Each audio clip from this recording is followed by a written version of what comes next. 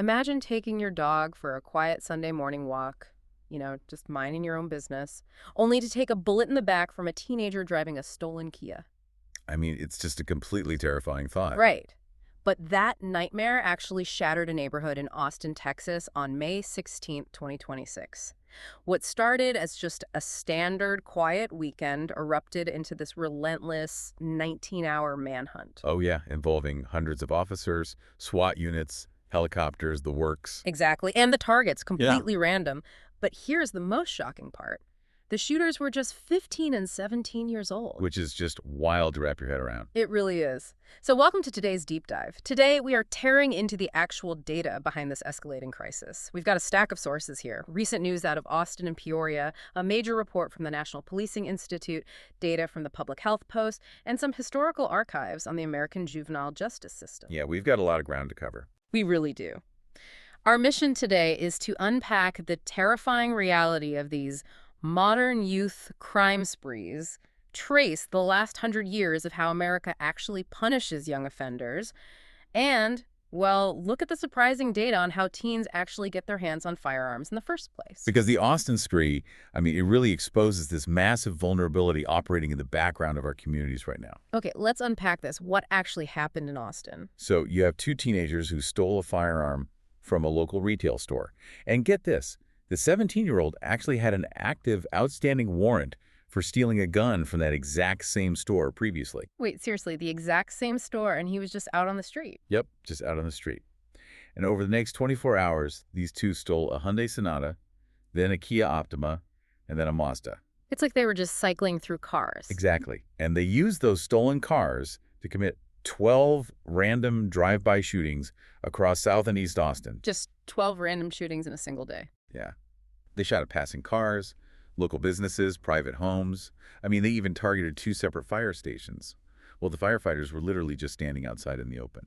That is just, it sounds like a video game, like Grand Theft Auto playing out in real, actual neighborhoods. Yeah, it really does. 4 people took bullets that day, including that guy who was just out walking his dog. Which is just heartbreaking. And, while Austin dominated the headlines, the data we are looking at from the National Policing Institute proves this isn't just an isolated Texas thing. It is a symptom of a nationwide epidemic. Oh, absolutely. I mean, you see the exact same pattern in the recent cases out of Peoria, Illinois. Right. Let's talk about Peoria. So Peoria presents this same kind of lethal escalation. 2 minors there were actually transferred to adult court under federal RICO statutes. Wait, stop. Under RICO, like the Racketeer Influenced and Corrupt Organizations Act. Yes, exactly. We used a federal law built to dismantle the mafia against high schoolers in Illinois. We did, yeah. Detectives linked these teens, who were operating within a violent street gang, to 3 homicides and 12 shootings. Wow. And during the arrests, police recovered 18 firearms. And here's the kicker. 4 of those handguns had been illegally modified with switches. Okay, I have to push back here for a second. When kids are committing adult-level, cartel-style atrocities with modified weapons, how does our legal system even know what to do with them? Are they children who just need a timeout, or are they adults committing organized violence? Well, the system is totally paralyzed right now because the violence matches organized crime. We aren't talking about standard pistols anymore. Right, because of those switches you mentioned. Exactly. A switch is this tiny piece of metal, maybe about the size of a dime. You attach it to the back of a handgun, and it completely alters the internal firing mechanism. Meaning it makes it automatic. Yeah, it turns a standard semi-automatic weapon into a fully automatic machine gun. One trigger pull empties an entire extended magazine in, 2 seconds. That is horrifying. It is. And when you have teenagers deploying that kind of raw firepower, the legal system just panics. Yeah. But to understand why our courts struggle to process these cases today, you actually have to look backward. Right, to the history. Yeah, because before 1900, the courts did not agonize over the distinction between a child and an adult at all. Yeah, the historical archives show courts operating on a very strict binary back then. Kids as young as 7 years old stood trial in adult courts. Right, just treated like miniature adults. Exactly. They were thrown into adult prisons alongside hardened, violent criminals. Some of them even faced the death penalty. It was just, you did the crime, you serve the adult time. Which is pretty brutal. And that brutal reality is what sparked a massive reform movement. By 1899, reformers like Jane Addams and the Chicago Women's Club pushed Illinois to establish the nation's first juvenile court. Okay, so a totally new system. Yeah. They introduced this legal doctrine called parens patriae, which basically translates to parent of the nation. Meaning the state legally steps in as the child's guardian. Exactly. The core philosophy completely flipped. The court stopped asking, what penalty does this crime demand? And started asking, what caused this child to go astray and how do we fix it? So they traded prison cells for better schooling, family support, community intervention, which on paper sounds incredibly progressive and compassionate. Oh, it does. But the execution created some really severe complications. Because the state was literally acting as a parent, constitutional due process kind of just went out the window. Wait, so no constitutional rights for the kids? Basically, no. Yeah. Children were not technically being punished under this model, so they lost standard legal protections. Yeah. No right to an attorney, no right to a jury trial. The state aggressively managed their morality, not just their criminal acts. Which led to some intense, really heavy-handed policing of these kids' daily lives. I was reading that judges would lock kids up in state-run parental schools simply for truancy. Yeah, just for skipping class. Right, based entirely on a teacher's report card. And if a judge decided a kid was, keeping bad company on the street corner, they could mandate placement in a private orphanage. And not just any orphanage. No, the laws required the orphanage to perfectly match the parent's specific religious faith. It is just a bizarre era of government overreach. It really was. But that social welfare model survived for decades. If we connect this to the bigger picture, though, things changed again. Violent crime rates spiked dramatically in the 1980s and 1990s. No, yeah, the era of the so-called super predator. Exactly. Media outlets and politicians began broadcasting all these warnings about a new breed of remorseless juvenile superpredators. The public panicked, understandably, and the legal framework swung hard back toward retribution. Which brought in a massive wave of tough-on-crime policies, like the 1994 Gun-Free School Act. And that act was originally drafted to keep actual lethal firearms out of high schools.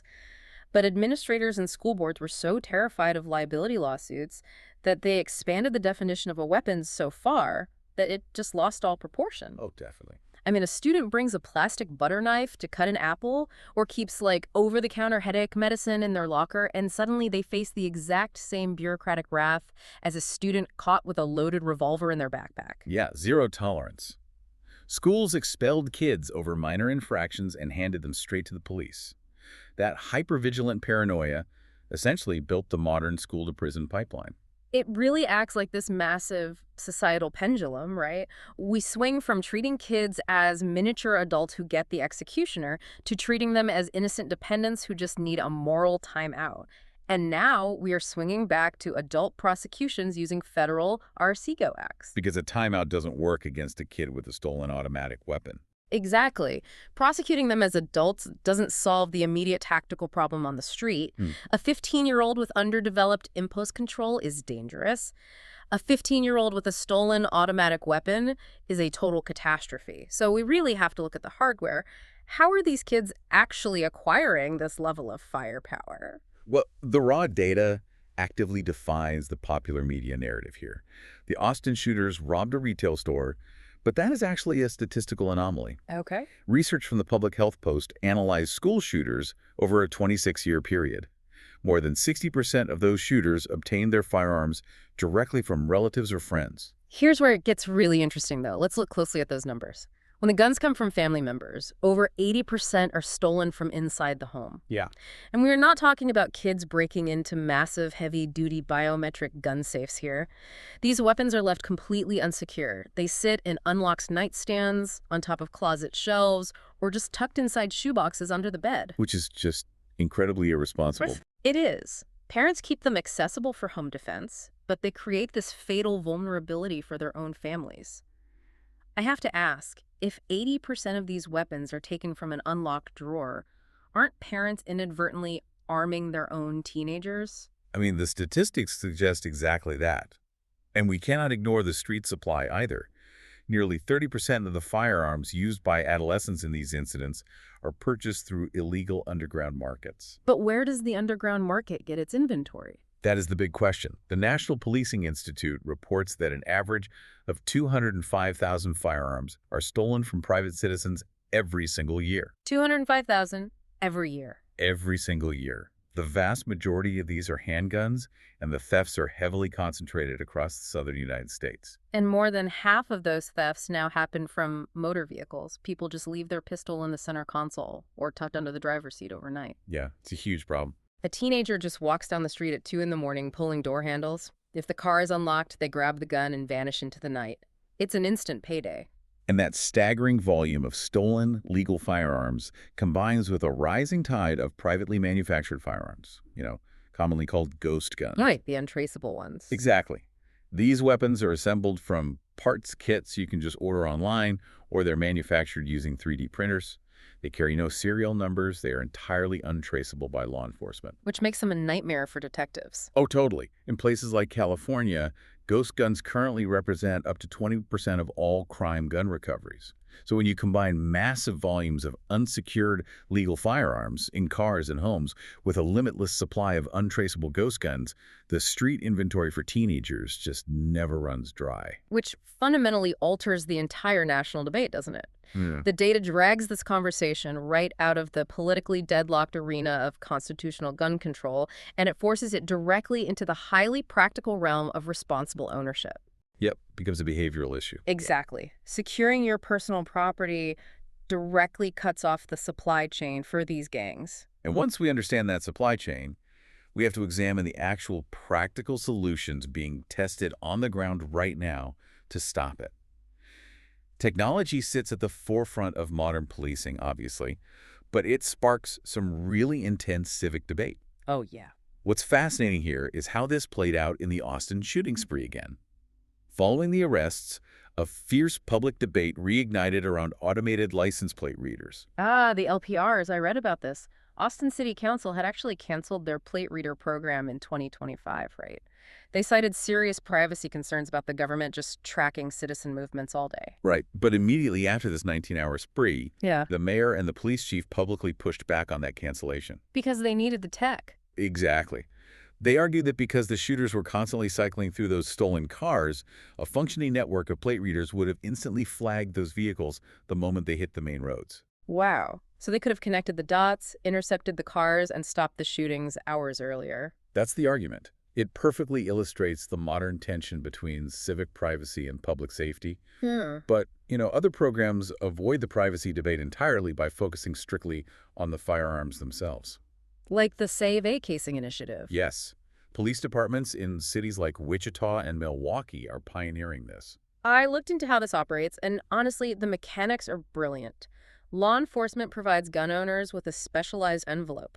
The owner takes 2 spent casings fired from their specific weapon, places them inside, and writes the gun's make, model, and serial number on the outside. Right, and then they just keep it safe. Exactly. The owner keeps the envelope securely hidden at home. If that firearm is ever stolen, the owner immediately hands the envelope to the police. Detectives scan the unique microscopic striations on those casings, which basically act like a ballistic fingerprint, into the national database. It creates proactive forensic evidence. So if that stolen gun is fired weeks later during a drive-by shooting, say 3 states away, the police get an instant ballistic match connecting the crime scene directly back to the stolen weapon. It's so smart. Another behavioral tool we saw in the sources is the Ohio Stolen Gun Portal. It functions as a publicly accessible database. If you plan to buy a used handgun from a private seller, you just run the serial number through the online portal first to ensure you aren't purchasing stolen property. Simple, but effective. And sometimes changing behavior requires almost zero technology at all. Like what? Well, the National Policing Institute analyzed a program in Los Angeles where police mailed targeted awareness letters directly to recent gun buyers. Just a letter in the mail. Just a basic letter. It simply reminded the owners of their legal responsibilities regarding safe storage and highlighted the statistical risks of theft in their specific zip code. And did it work?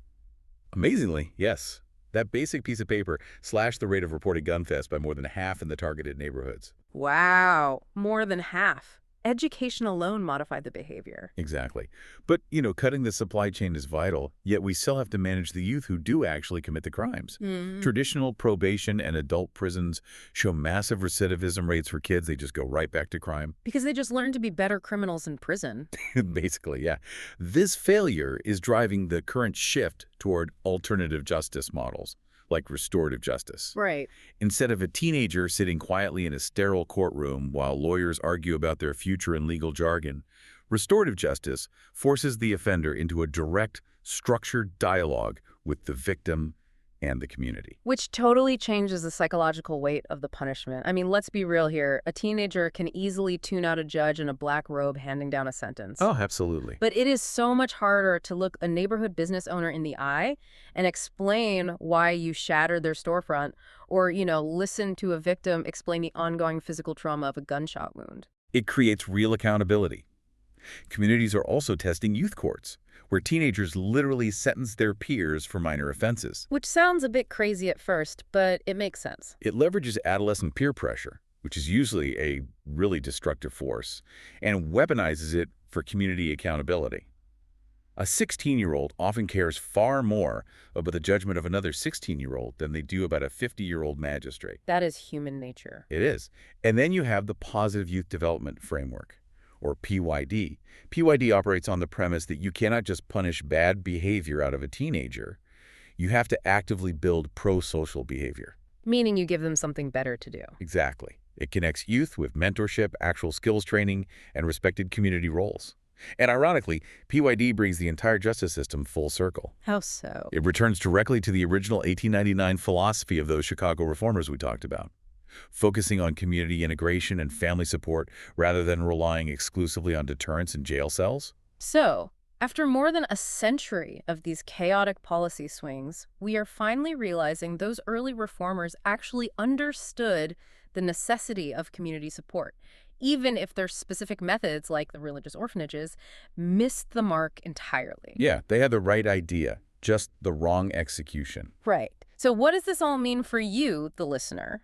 Well, whether you are a parent, an active voter, a responsible gun owner, or just someone taking your dog for a Sunday morning walk down your street, the collision of youth brain development, criminal justice reform, and firearm security directly dictates the safety of your front yard. It really does. We cannot pretend this is solely a law enforcement issue anymore. It is a fundamental community infrastructure problem. Exactly. The statistics leave no room for ambiguity here. The illicit supply chain fueling violent youth crime often originates in perfectly legal but completely unsecured locations. Modifying our daily habits to just secure our property generates a massive downstream reduction in neighborhood violence. It comes down to basic personal responsibility.